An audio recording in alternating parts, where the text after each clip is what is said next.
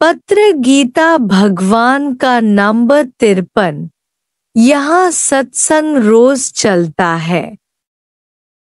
रोज नए नए मुर्गे फंस रहे हैं। खुशी से कत्लाम होने आ रहे हैं, क्योंकि बिना कत्ल के कबूल नहीं होंगे, चाहे बरसों बैठ कर सीखें। बिना कुसजन जे कबूल न पैवो तोरे सिखजे बैठो साल।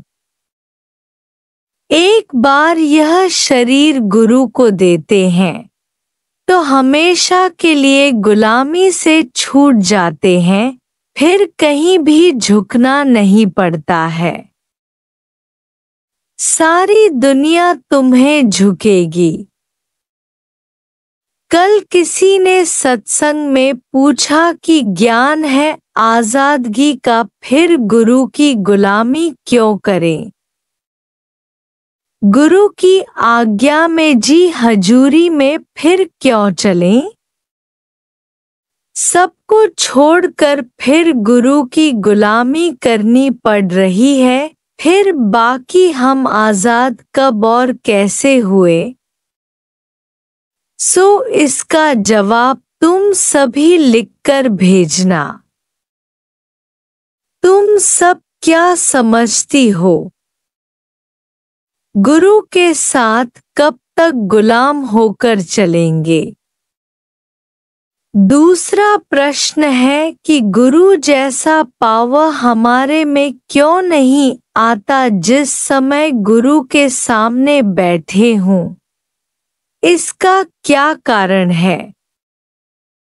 तुम्हें अब इतना ज्ञान आ गया है कि अब तुम सब लिखो। मैं क्या लिखूं?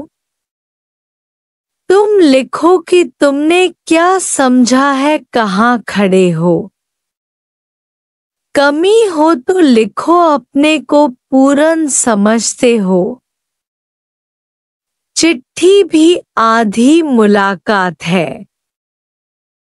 तुम जो देखना चाहो वह देख सकते हो। तुम इतने बड़े हो कि भगवान को बुलाना चाहो तो एक क्षण में तुम्हारे सामने हाजिर हो जाएगा। भगवान के भी बाबे हो, बाप हो, कौन सी कमी है? बिल्कुल पकड़ में आने वाले नहीं हो। प्रभु के सेवक से कौन पहुँचे? प्रभु का सेवक दह दिस प्रगटाया। मैं कहीं भी हूँ तेरे पास हूँ। तुम कहीं भी हो मगर मेरे पास हो। मुलाकात भी रोज होती है। चाहे पास हो चाहे दूर हो, हम तुम्हें चाहें तुम नहीं चाहो, ऐसा कभी न हो सकता। बदल जाए दुनिया न बदलेंगे हम, खुदा की वफा की तुम्ही को कसम। जब एक भी खुश नहीं है तब तक मुझे आराम नहीं है। I want to be happy but I won't be happy till I make you happy too। तुम्हारी खुशी में मेरी खुशी है। तुम हंसो नाचो गाओ तो मैं खुश हो। राम तीर्थ लिखता है, एक तुम्हारे दिल में गोली लगे यह बेहतर है उससे कि उसमें दिल में संशय रहे। दो नसीब उसका गहरा दोस्त है जो उससे मुंह मोड़ लेता है, यानी जो पुरुषार्थ करता है प्रारब्ध उसका साथ देती है। तीन सब कुछ जीतने के लिए सब कुछ गंवाना चाहिए।